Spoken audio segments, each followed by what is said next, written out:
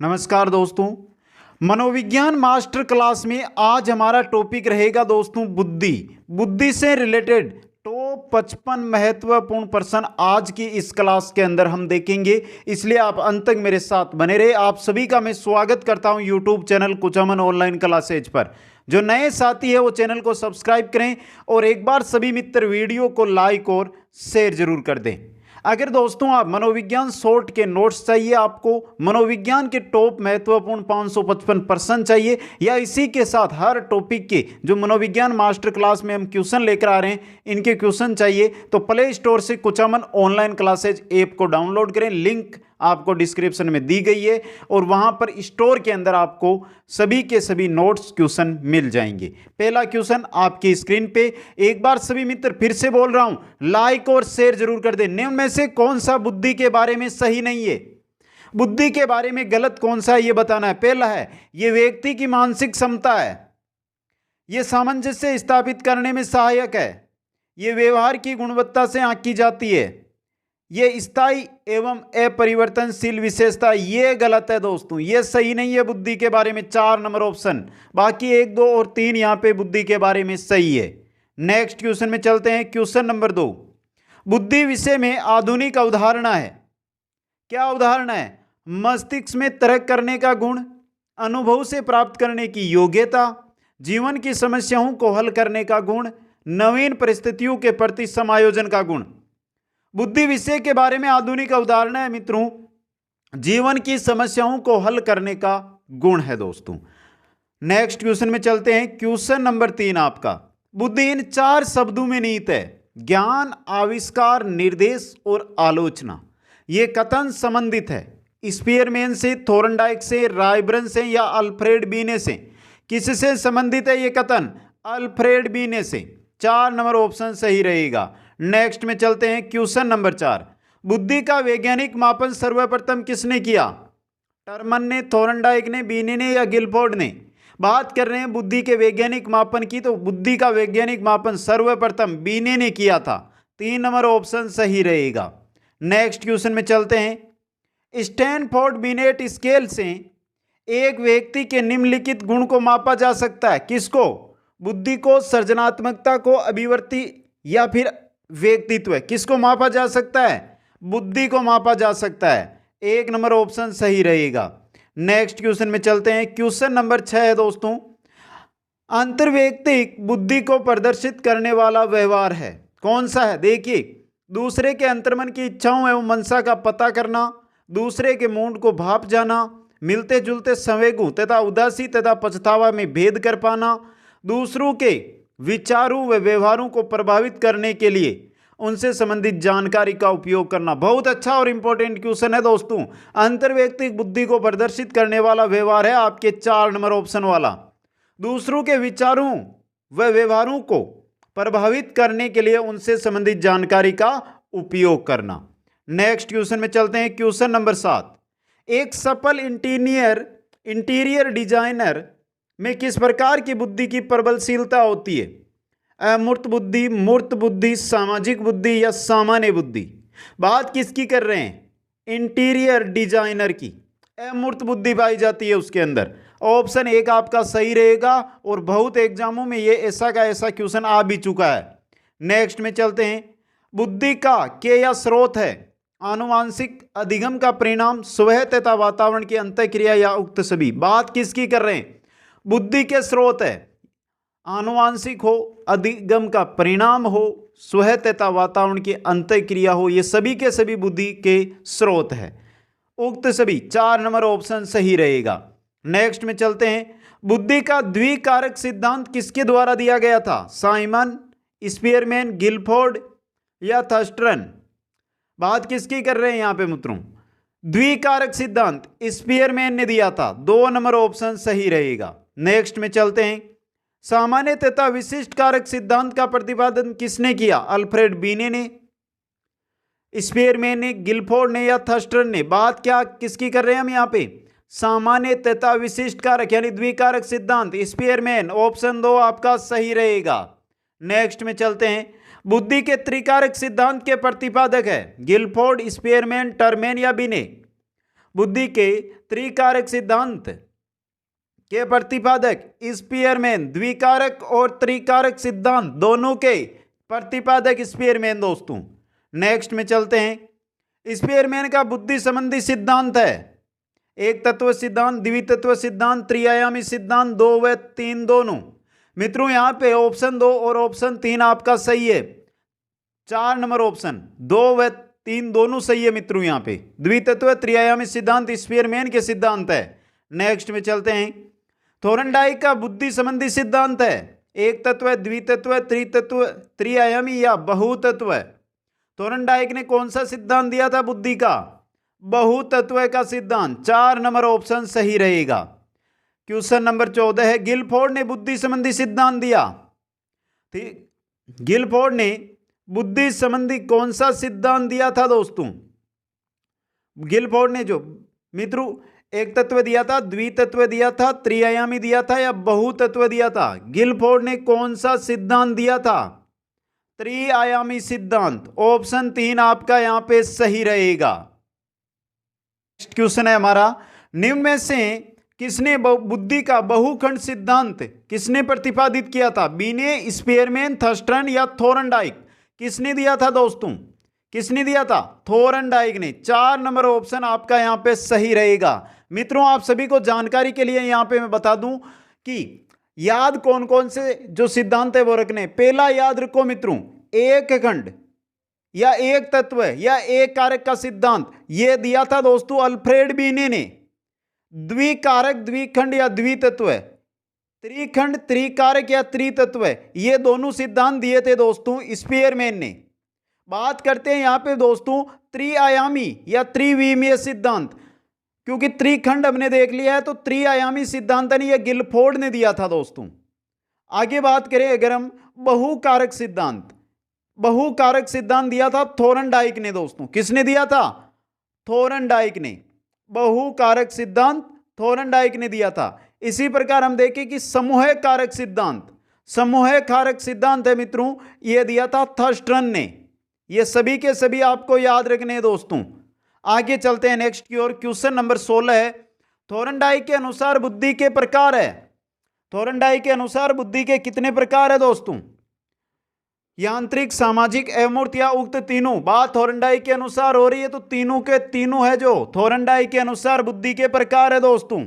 सही रहेगा आपका उक्त तीनों। 4 नंबर ऑप्शन दोस्तों यहां पे। नेक्स्ट क्वेश्चन में चलते हैं। Question number 17। निम्नलिखित में से कौन सा युग्म सुमेलित नहीं है? बहुबुद्धि सिद्धांत गिलफोर्ड, क्लासिकी अनुबंधन सिद्धांत पावलोव, मनोसामाजिक सिद्धांत एरिक्सन, अर्थपूर्ण मौखिक अधिगम आशुबेल। सुमेलित कौन सा नहीं है दोस्तों? यहां पे हम बात कर रहे हैं बहुबुद्धि सिद्धांत। पहला है दोस्तों बहुबुद्धि सिद्धांत जो मित्रों गिलफोर्ड ने दिया था मित्रों, जो वो कौन सा था? त्रिआयामी या त्रिविमीय सिद्धांत था, बहुबुद्धि सिद्धांत नहीं था। तो आपका 1 नंबर ऑप्शन है जो यहां पे सुमेलित नहीं है, सही रहेगा। अब बात यहां पर मित्रों ये कर लेते हैं कि जो यहां पे है बहुबुद्धि सिद्धांत, तो बहुबुद्धि सिद्धांत है मित्रों ये थोरनडाइक का है। नेक्स्ट में चलते हैं क्वेश्चन नंबर 18 की ओर। निम्न में से गिलफोर्ड ने कौन सा बुद्धि का सिद्धांत प्रतिपादित किया? बुद्धि का कौन सा सिद्धांत गिलफोर्ड ने दिया था दोस्तों? गिलफोर्ड ने कौन सा सिद्धांत बुद्धि का दिया था? तो सही रहेगा आपका यहां पे ऑप्शन 1 नंबर बुद्धि संरचना सिद्धांत दोस्तों। बात किसकी कर रहे हैं हम? गिलफोर्ड की कर रहे हैं मित्रों, यहां पे गिलफोर्ड की बात कर रहे हैं। नेक्स्ट क्वेश्चन में चलते हैं। क्वेश्चन नंबर है आपका 19। गिलफोर्ड द्वारा प्रतिपादित बौद्धिक संरचना मॉडल में कितने तत्वों को सम्मिलित किया गया था? कितने तत्व शामिल थे दोस्तों? 120, 150 और 180। 1 नंबर ऑप्शन आपका यहां पे सही रहेगा दोस्तों। नेक्स्ट क्वेश्चन में चलते हैं। Question number 20। गिलफोर्ड के बुद्धि संबंधी मॉडल में कुल कोष्ठ यानी खाने कुल कितने थे? इनमें से ऑप्शनों में से बताना है। 120 थे दोस्तों। 4 नंबर ऑप्शन आपका सही रहेगा। नेक्स्ट में चलते हैं। निम्नलिखित में से कौन सा गिलफोर्ड के त्रिविमीय बुद्धि सिद्धांत के विषय वस्तु आयाम का घटक नहीं है? प्रणाली, प्रतीकात्मक, शाब्दिक और व्यवहारिक। बात किसकी कर रहे हैं? विषय वस्तु आयाम का घटक गिलफोर्ड के त्रिविमीय सिद्धांत के कौन सा नहीं है? प्रणाली नहीं है। प्रतीकात्मक, शाब्दिक और व्यवहारिक। यह है दोस्तों। नेक्स्ट में चलते हैं। नेक्स्ट क्वेश्चन है दोस्तों हमारा, गिलफोर्ड के अनुसार निम्न में से बुद्धि का आयाम नहीं है? विषय वस्तु, सक्रिया, उत्पाद और संज्ञान। सक्रिया, विषय वस्तु, उत्पाद, ये तो है दोस्तों। सक्रिया, विषय वस्तु और उत्पाद, संज्ञान नहीं है। 4 नंबर ऑप्शन आपका यहां पे सही रहेगा। नेक्स्ट क्वेश्चन में चलते हैं। एडवर्ड डी बोनो ने गिलफोर्ड के अपसारी चिंतन के संपर्ते को क्या नाम दिया? पार्श्विक चिंतन, उदर चिंतन, क्षैतिज चिंतन, बहुसांस्कृतिक चिंतन। बोनो ने गिलफोर्ड के अपसारी चिंतन के संपर्ते को क्या नाम दिया था? पार्श्विक चिंतन नाम दिया था। 1 नंबर ऑप्शन सही रहेगा। नेक्स्ट में चलते हैं। गार्डनर ने वर्तमान में बुद्धि के कितने प्रकार बताए? बात किसकी कर रहे हैं? गार्डनर की। गार्डनर ने वर्तमान में बुद्धि के कितने प्रकार बताए थे दोस्तों? सही रहेगा आपका यहां पे मित्रों ऑप्शन नंबर 1। मूल बताए थे इन्होंने 7 और वर्तमान में इन्होंने कितने बता दिए थे? 9। ये ऑप्शन नंबर 1 आपका सही रहेगा। मूलतः 7 व वर्तमान में 9 दोस्तों। नेक्स्ट क्वेश्चन है क्वेश्चन नंबर 25। 25 नंबर क्वेश्चन है, बहुवादी बुद्धि ज्ञान को अनेक पद्धतियों से प्रदान कर एक से अधिक कौशलों को प्रकट करती है। यह विचार है। बहुवादी बुद्धि ज्ञान को अनेक पद्धतियों से प्रदान कर एक से अधिक कौशलों को प्रकट करती है। यह विचार है हर्बर्ट का, गार्डनर का, कोहन का या जॉनसन का? यह इंपॉर्टेंट क्वेश्चन भी है मित्रों बहुत। और यह कथन किसका है? गार्डनर का है। 2 नंबर ऑप्शन आपका सही रहेगा। नेक्स्ट क्वेश्चन में चलते हैं। बहुबुद्धि सिद्धांत के प्रतिपादक है? बहुबुद्धि सिद्धांत के प्रतिपादक कौन है दोस्तों? बहुबुद्धि सिद्धांत के प्रतिपादक की अगर बात की जाए ना मित्रों, तो आपका सही जो आंसर रहेगा वो रहेगा गार्डनर। ऑप्शन 3 यहां पे दोस्तों। और दोस्तों मैंने जो भी सिद्धांत है उनके बारे में आपको बता दिया था। बहुबुद्धि सिद्धांत है। बहु कारक अगर सिद्धांत का नाम आ जाए ना आपके सामने, तो वहां पर आपको थोरंडाई करना है दोस्तों। नेक्स्ट की ओर चलते हैं। Question number 27। बुद्धि लब्धि का विचार सर्वप्रथम किसने दिया? बीने, टर्मन, फ्रोबेल या कोहलर? बुद्धि लब्धि का विचार सबसे पहले बीने ने दिया था, स्टर्नबीने। ऑप्शन 1 आपका सही रहेगा। नेक्स्ट में चलते हैं। नेक्स्ट क्वेश्चन है दोस्तों हमारा, बुद्धि परीक्षण के निर्माता या जन्मदाता थे? Francis Galton, stern, levator, Alfred बीने। बुद्धि परीक्षण जो बुद्धि लब्धि का विचार दिया था वही थे ना दोस्तों, अल्फ्रेड बीने। ऑप्शन 4 आपका सही रहेगा। नेक्स्ट में चलते हैं। मानसिक आयु की अवधारणा को विकसित किया था? किसने किया था मानसिक आयु की अवधारणा को विकसित? अल्फ्रेड बीने ने। 1 नंबर ऑप्शन सही रहेगा। नेक्स्ट क्वेश्चन में चलते हैं। बुद्धि लब्धि आयु की गणना करने का सूत्र है मानसिक आयु बट्टा वास्तविक आयु इंटू 100, वास्तविक आयु बट्टा मानसिक आयु इंटू 100, मानसिक आयु इंटू वास्तविक आयु, मानसिक आयु इंटू वास्तविक आयु बट्टा 100। बात कर रहे हैं बुद्धि लब्धि की, तो दोस्तों बुद्धि लब्धि है, इसकी गणना करने का जो सूत्र है वो है आपका मानसिक आयु बट्टा वास्तविक आयु इंटू 100।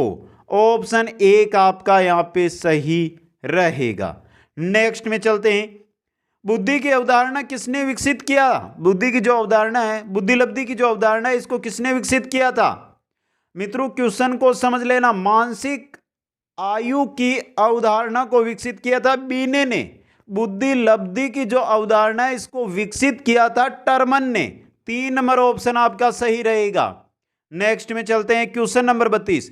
एक बालक जिसकी मानसिक आयु 12 वर्ष तथा कालानुक्रमिक आयु 10 वर्ष है, उसकी बुद्धि लब्धि क्या होगी दोस्तों? बहुत अच्छा क्वेश्चन आया आपके सामने। तो देखिए दोस्तों, सबसे पहले निकालिए मानसिक आयु। मानसिक आयु बट्टा में वास्तविक यानी कालानुक्रमिक आयु, और गुणा किससे कर दो इसको? 100 से। 0 से 0 गया तो क्या हुआ? गुणा करने के बाद 120। यह आ गई बुद्धि लब्धि IQ। कितनी आई? 120 दोस्तों। नेक्स्ट में चलते हैं। Question number 33। 25 वर्षीय बालक जिसकी मानसिक आयु 16 है, IQ क्या होगा? मानसिक आयु कितनी दी है? 16। और दोस्तों वास्तविक आयु यानी कालानुक्रमिक आयु कितनी है? 25। इनटू कर दो इसको 100 से। गुणा किससे कर दो दोस्तों? 100 से। 25 से ये 4 बार 16 को 4 से हम गुना करेंगे तो 64। ऑप्शन 1 आपका सही रहेगा। नेक्स्ट में चलते हैं। 12 वर्षीय सोवन की बुद्धि लब्धि 75 है तो उसकी मानसिक आयु वर्षों में होगी। अब यहाँ पे देखिए 12 वर्षीय सोवन है, कितना है, तो यहाँ पे दोस्तों हम मानसिक आयु को x माने, वास्तविक आयु को 12 माने, इंटू 100 से करें और बुद्धि लब्धि हमें कितनी दी है, 75 दी है मित्रों।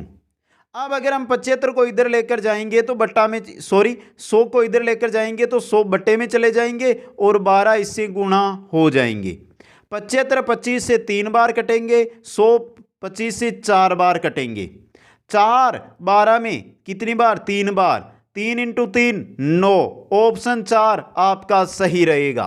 तो मानसिक आयु कितनी आई यहाँ पे, 9 वर्ष। नेक्स्ट में चलते हैं। नेक्स्ट क्वेश्चन है, एक 10 वर्ष का बालक जो उन पदों पर सफल रहा जिन पर अधिकांश 6 वर्षीय बालक होते हैं की मानसिक आयु होगी। अब मित्रों यहाँ पे क्वेश्चन को समझने का प्रयास कीजिए। एक 10 वर्ष का बालक जो उन पदों पर सफल रहा जहां पर अधिकांश 6 वर्षीय बालक होते हैं तो उसकी मानसिक आयु है, यानी कि उसकी उम्र तो 10 वर्ष है लेकिन वो कार्य 6 वर्ष जितना ही कर रहा है तो उसकी मानसिक आयु कितनी हो गई, 6 वर्ष हो गई दोस्तों। नेक्स्ट में चलते हैं। बुद्धि की अभिवृद्धि का चरम बिंदु जिस आयु में होता है वह है 10 वर्ष, 25 वर्ष, 12 वर्ष या 16 वर्ष। याद रखना 16 वर्ष, 4 नंबर ऑप्शन। नेक्स्ट क्वेश्चन में चलते हैं। एक बालक की आयु 12 वर्ष है, बीने का बुद्धि परीक्षण करने पर वह 15 वर्ष के सामान्य बालक के समान अंक प्राप्त कर सकता है। 15 वर्ष के बालक जैसा वो कार्य कर रहा है, मतलब उसकी बुद्धि लब्धि कितनी हो गई, उसकी मानसिक आयु कितनी हो गई, 15 हो गई। जबकि है कितने का, 12 का। इंटू किससे करना है, हमें 100 से करना है दोस्तों। 4 से इसको काटेंगे तो ये 4 से नहीं 3 से, तो ये 4 बार कटेगा और ये 5 बार। 4 से ये कितनी बार, 25 बार। 25 को 5 से गुणा करेंगे तो 125। 4 नंबर ऑप्शन है जो आपका यहाँ पे क्या रहेगा मित्रों, सही रहेगा। नेक्स्ट क्वेश्चन में चलते हैं। Question number 38। एक शिक्षार्थी की बुद्धि लब्धि का ज्ञान एक शिक्षक के लिए उपयोगी है क्योंकि शिक्षार्थी के शारीरिक संगठन का ज्ञान होता है, शिक्षार्थी के नैतिक चरित्र का पता लगाने के लिए, शिक्षार्थी के शारीरिक विकृति का ज्ञान होता है शिक्षण कार्य को सफल व प्रभावी बनाने में। एक शिक्षार्थी की जो बुद्धि लब्धि है उसका ज्ञान एक शिक्षक के लिए उपयोगी क्यों है दोस्तों, क्योंकि शिक्षण कार्य को सफल और प्रभावी बुद्धि लब्धि के ज्ञान के द्वारा बनाया जा सकता है। नेक्स्ट क्वेश्चन में चलते हैं। Question number 39। मुख्य व बधिरों की बुद्धिमत्ता का परीक्षण होता है मौखिक बुद्धिमत्ता परीक्षण द्वारा, अमौखिक बुद्धिमत्ता परीक्षण द्वारा, निष्पत्ति परीक्षण द्वारा, 2 व 3 दोनों द्वारा। मूक और बधिर है उनकी जो बुद्धिमत्ता है उसका परीक्षण अमौखिक बुद्धिमत्ता परीक्षण और निष्पत्ति परीक्षण के द्वारा होता है। 4 नंबर ऑप्शन 2 व 3 आपका सही रहेगा। नेक्स्ट में चलते हैं। निम्न में से कौन सा सही नहीं है, मानसिक आयु, दंत आयु, कंकाल आयु, सामाजिक आयु। इनमें से गलत कौन सी है, कौन सी आयु नहीं होती है, सामाजिक आयु नहीं होती है दोस्तों। तो 4 नंबर ऑप्शन आपका सही रहेगा। नेक्स्ट में चलते हैं। सन 1905 में निर्मित बिनेट साइमन परीक्षण में प्रश्न संख्या कितनी थी दोस्तों, कितनी थी, 60, 73, 46 या 54। बहुत अच्छा क्वेश्चन आया। सन 1905 के अंदर जो बिनेट साइमन परीक्षण बनाया गया था उसमें प्रश्नों की जो संख्या थी वो 54 प्रश्न थे दोस्तों। 4 नंबर ऑप्शन सही रहेगा। नेक्स्ट क्वेश्चन है।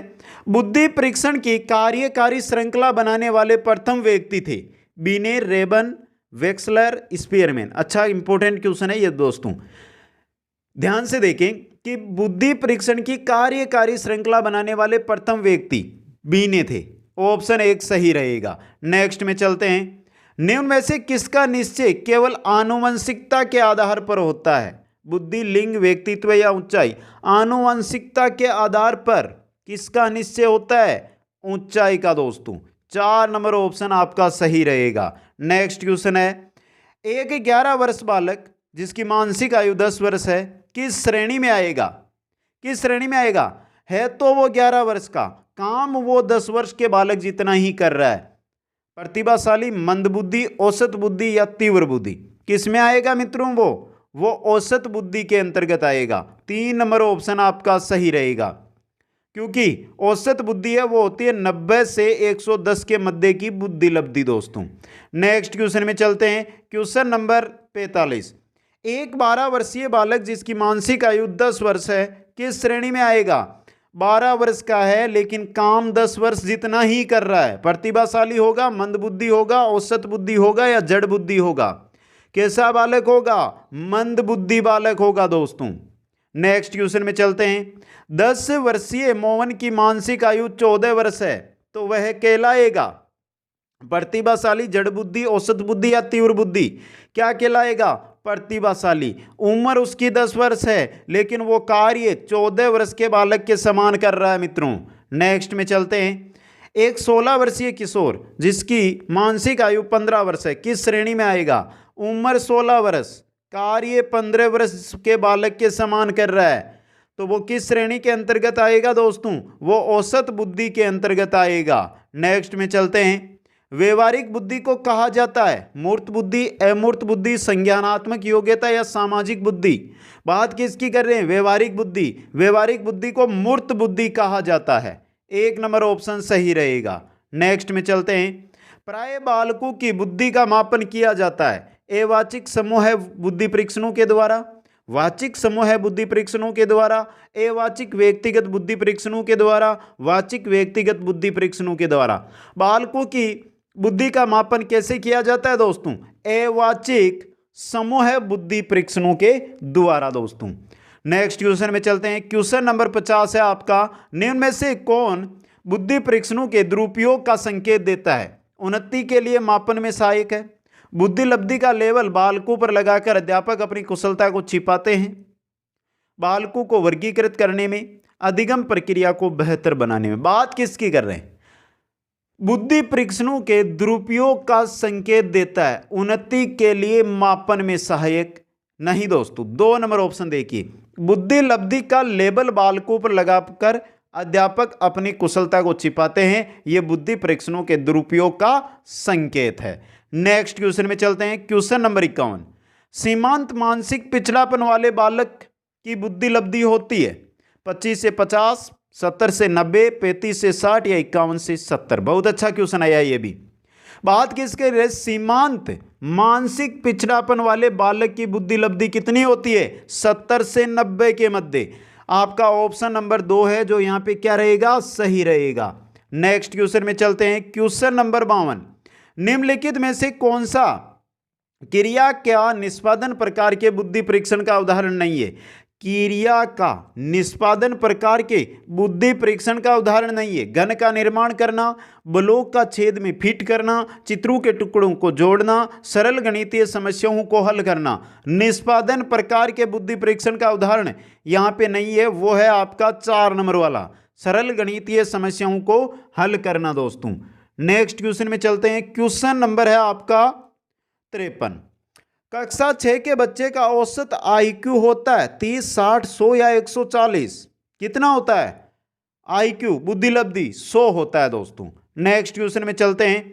निम्न में से सामूहिक अशाब्दिक बुद्धि परीक्षण है। निम्न में से सामूहिक अशाब्दिक बुद्धि परीक्षण कौन सा है? Army beta test, Bhatia battery बुद्धि परीक्षण, उपरोक्त दोनों या कोई नहीं? इंपॉर्टेंट क्वेश्चन है मित्रों और सही आपका यहां पे जो आंसर रहेगा वो रहेगा option number 1, army beta test सामूहिक अशाब्दिक बुद्धि परीक्षण का उदाहरण है दोस्तों। और चलते हैं मित्रों अंतिम क्वेश्चन की ओर। अंतिम क्वेश्चन है हमारा।